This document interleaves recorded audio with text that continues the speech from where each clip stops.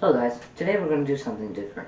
These past few weeks in my English class, we've been reading a book called Fahrenheit 451, and it's made me wonder about life and society from different new perspectives.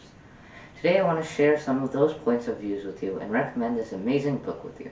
Link in the description below.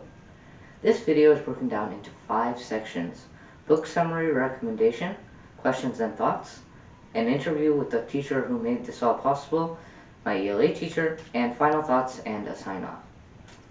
The timestamp is included in the description below, so you can hop to which section you want to watch. I'm not going to spoil this book for you in this first section, so you don't have to skip it. Fahrenheit 451 is a book set in the future where most people spend most of their time in a parlor with big-sized TV screens or work. The main character, Montauk, is a fireman, and in this book, in the future, firemen burn books instead of stopping fires. Montauk starts out thinking that he's satisfied with his life and happy the way things are, until he meets a girl named Clarice. Clarice is a curious girl that questions things around him. In his conversations with her, he realizes that he's not happy in life. Gradually, he gains a curiosity for books and wants to know what they are and maybe spread the word to change things in the current world. I highly recommend this book to you because it covers important topics like censorship and makes you realize how close our world is to Bradbury's fictional one. Bradbury has a beautiful way with words, and all the imagery makes you feel like you're watching Montauk in real life.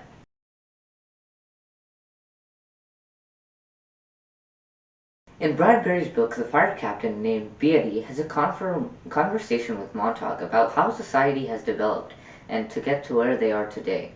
Let me quote you something from the book. Picture it, 19th century man with his horses, dog, carts, slow motion.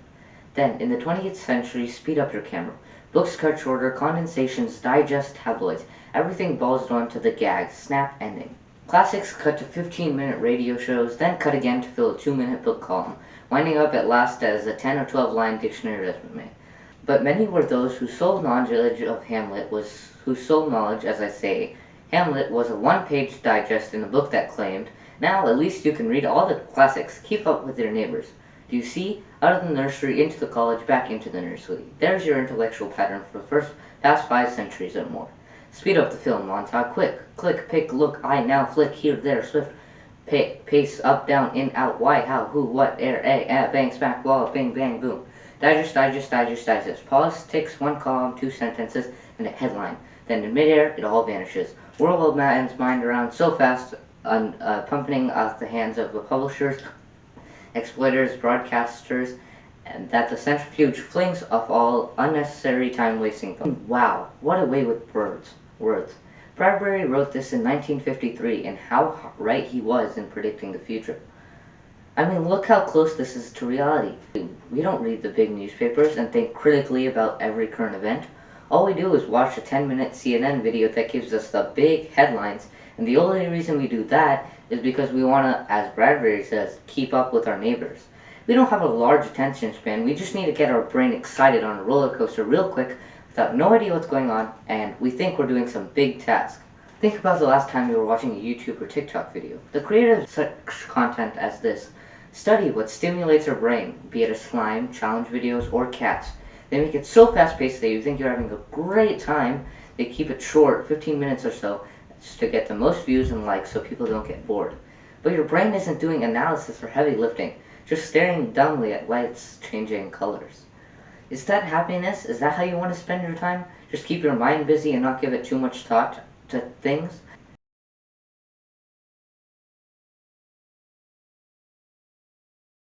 In the background in Fahrenheit 451, a war is taking place, but much attention isn't being put on it. When Montauk brings it up, the reaction that is given to him is as quoted below from the story. When do you suppose the war will start? Montauk said. I notice your husbands aren't here tonight. Oh, they come and go, said Miss Phelps. In again, out again, Finnegan. The army called Pete yesterday. He'll be back next week. The army said so. Quick war. 48 hours, they said. Everyone home. That's what the army said. Quick war. Pete was called yesterday and they said he'd be back next week. Quick. The 3 women fidgeted and looked nervously at the empty mud-colored walls. I'm not worried, said Miss Phelps. "I'll let Pete do all the worrying," she giggled. "I'll let old Pete do all the worrying, not me. I'm not worried." "I've always someone else if my husband dies," they say. "I've heard that too. I've never known any dead man killed in the war. Killed off jumping buildings, yes. Like Gloria's husband last week. But from wars, no. Not from wars," said Miss Phelps. "Anyway, Pete and I always said, no cheers, nothing like that. It's our third marriage and we're each independent. Be independent," we said. "If I got killed, you go off ahead and don't cry, but get married again. Don't think about me." How does that relate to us, you might be asking? Let me ask you a question. Is the U.S. at war? And if so, who are they at war with? The answer is, U.S. is at war with Afghanistan. If you couldn't answer the questions above, don't you think that's a bit weird? That you are not aware the U.S. is at war? And if you did, I want to ask you, do you talk about it every day? Does it come up in all your conversations? Do you ever think about inquiring why we're in the war? Is this censorship or not? Well, no one's stopping you from getting for this information. You got it right now. But are the news channels covering it? Is it being announced in the presidential debates? Or the inaugural speech? It's like when you give the excuse that you're not lying, you're just hiding the truth. Think about that for a second. I think we're living in what's called a post-literate society, in that we have a lot of people who know how to read, are capable of reading, and quite simply choose not to. I think it was Mark Twain said something to the effect of, the man who does not read has no advantage over the man who cannot read. That what we have is a society of people who not only are choosing to avoid literature, but are so surrounded by other distractions as to see literature as irrelevant. Even though we might be consuming media in great quantities, we're not actually processing and digesting it with a lot of thoughtfulness. The way we interact with media, the way we interact with technology is so very different than the way we are hardwired to interact with books and literature. Finding a quiet room and finding the time or making the time to read is something that is profoundly rare. And it's not that people don't have the time. We do have the time, but we fill it with other things, with other media, with other activities. And even in a time of pandemic, that hasn't really become a great explosion of reading and literacy, a great rediscovery of the written word. If anything, well, look at Netflix. I mean, Netflix has just boomed. It's just exploded because people are just staying home and binge watching. We are very much in Bradbury's world that he was warning us against. Well, I'm really glad that we live in a country where we have the First Amendment. I think the First Amendment gives United States citizens most of our freedoms. It all comes down to that freedom of expression. I think that's hugely important. And when I look at oppression in other places in the world, most of it comes down to them not having something like our First Amendment, that express freedom of speech. The citizenry is trying to find out just how far can I push this freedom of speech. And the old adage that, just because you have freedom of speech doesn't mean you should necessarily use it all the time. That being said, there has to be some guardrails on freedom of speech. I think when we look at hate speech that incites riots, I think that has to be shut down. I believe that there is speech that is legitimately dangerous, and I'm not just talking about the freedom of speech that says you can't shout fire in a crowded movie theater. I mean, that's legitimately, provably dangerous speech. Hate organizations such as the KKK and even the Proud Boys can and should be allowed to have the same freedom of speech that everybody else does. There are media conglomerates right now that control too much. And I think that is a huge danger. I'll give you an example. There's a country artist, a country singer, who was recently caught on video using the N-word, using a racially insensitive term. And that happened, and someone filmed it and then published it. And the result is there is one company that controls a bunch of radio stations, and they ordered 400 radio stations to not play this artist's music anymore. That is absolutely a form of censorship. And I don't necessarily think that's right. I think people can say, "Hey, that was really bad that he used racist language," and can even say, "Hey, this guy was a racist."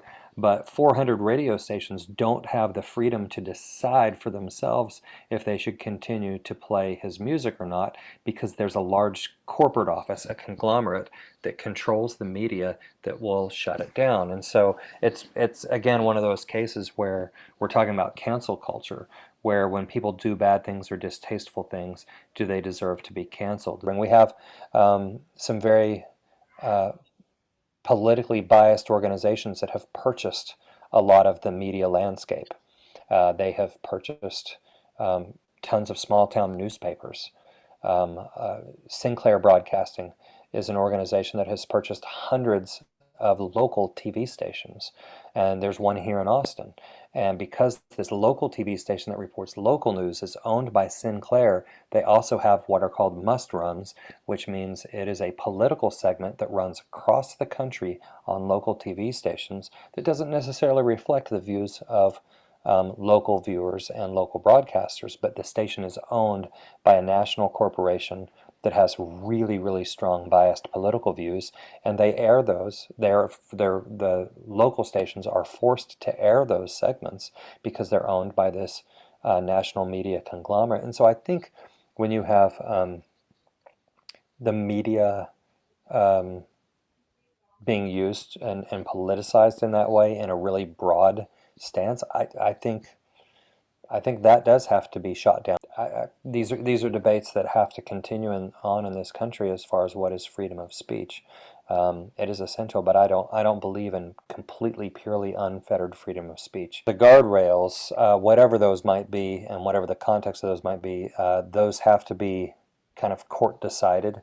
I think that's why we have the Supreme Court and other federal courts who look at the constitutionality of everything.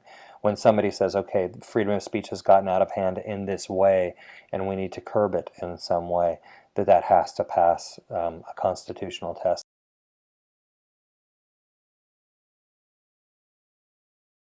I'm a firm believer in journalism, and that doesn't mean just posting on Facebook, but I mean legitimate journalism, investigative journalism. I think the more people realize that, oh, I've got this local TV station, but it's actually owned by this corporation that's giving messages to my local broadcasters that they don't necessarily believe in. I think when people know that they're being duped in that way, I think that's really powerful. But I also think it comes to the ballot box. If we elect representatives and we communicate with our representatives that, hey, I'm not okay with this, um, that as corporations get larger, the individual diminishes in society, and that the voice of the individuals needs to be heard, and that happens at the ballot box. And sometimes, by the way, it's up to the citizens to educate the legislators. It's up to us to talk to our Congress people and our representatives and say, hey, this is kind of a big deal, and we would like to see some legislation that puts up these guardrails, that looks at what freedom of speech is.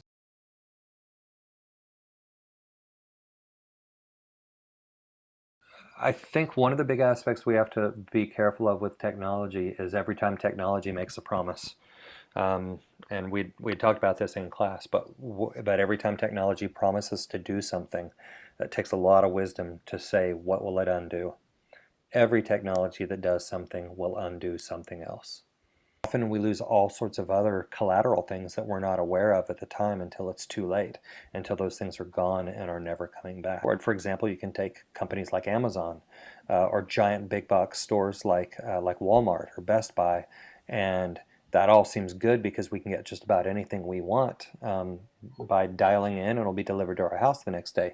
But what we've lost is local manufacturing, local producers, local markets, local stores where you have relationships that last for years with the owner. That is a tremendous loss economically in this country where we've become very corporatized. When it comes down to what a global economy is, that almost always means a loss to a local economy.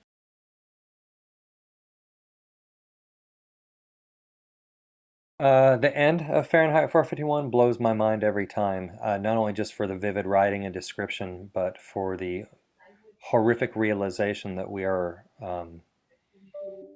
the authors of our own destruction. And it was a question that I asked in class of the students, is it essentially optimistic or pessimistic? And I'm glad to see that the students are looking at it through Montag's eyes, that it's optimistic. I find the ending of it to be devastating. I think it's very pessimistic, mostly because, and it's another question that I ask the students, um, is that, does the war that happens at the end of this novel, is that a result of the censorship, or is that just something that is just thrown in as a plot curve? Well, no, the whole point is that our ignorance, our lack of wisdom, our lack of compassion, our lack of empathy for others, all the things that we get out of books, that the lack of that is what led to the war. War is not just the result, but it is the consequence of that society. And it's a little, I shouldn't say upsetting, but it's a little disappointing that most of my students don't see that they think that Bradbury just decided to end with a nuclear war. And it's like, no, he's a really careful author. He's not just going to drop a nuclear war at the end of his book just to wrap things up nicely. The point is, the war is because of that society. It's because of the self-imposed censorship. It is the ultimate destruction that is brought about by us. And so, just as we're censoring, just as we're neglecting culture and history and leading to our destruction, so in the novel, that destruction manifests in nuclear war. If there's one part that gets me every time, it's just the ending, which to me is just overwhelming. But in this regard, it's inspiring. The reason that I've taught this book year after year after year is because every year when I teach it, I believe it is more and more relevant. I would hope that by spreading the messages of this book, sounding the alarm bells, that it would at least raise some awareness. That was some very insightful answers from my ELA teacher. I hope I've encouraged you to think and look at our world from different new perspectives. Hope you had a good time watching this video. It is okay if you continue as normal and take no effect from this video. But me, Bradbury, and all those in the past who have found something wrong in this world and changed it are asking you to do one thing. Stop and think. Think about our world. Sit outside in the grass and don't be afraid to waste some time appreciating this beautiful world all around us. I'm gonna watch a YouTube video. I'm so tired.